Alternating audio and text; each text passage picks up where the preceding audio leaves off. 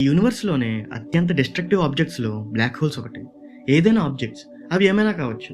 Like planets, asteroids, stars ఇలా ఏమైనా black holes యొక్క సెంట్రల్ సింగులారిటీకి దగ్గరగా వెళ్తే దాని యొక్క ఎక్స్‌ట్రీమ్ గ్రావిటేషనల్ ఫీల్డ్‌లో క్రష్ అయిపోతాయి. అండ్ ఒకవేళ ఆ ఆబ్జెక్ట్స్ ఎలాగోకలా బ్లాక్ హోల్ యొక్క ఈవెంట్ హారిజన్‌ని క్రాస్ చేస్తే అవి మాయమైపోయి మళ్ళీ ఇంకెప్పుడు వెనక్కి రావు. సో, ఒక బ్లాక్ హోల్‌ని నాశనం చేయడం అనే టాపిక్‌కి వస్తే మనం ఏదో ఒక ఆబ్జెక్ట్‌ని బ్లాక్ హోల్ వైపు పంపి దాన్ని మినిమమ్ డ్యామేజ్ చేద్దాం అనుకున్నా అసలేం చేయలేం. అంతెందుకు ఈవెన్ ఒక బ్లాక్ హోల్‌ని ఇంకో బ్లాక్ హోల్ కూడా డిస్ట్రాయ్ చేయలేదు. అది పోగా ఆ 2 బ్లాక్ హోల్స్ మెర్జ్ అయ్యి ఇంకా పెద్ద బ్లాక్ హోల్‌గా మారుతుంది.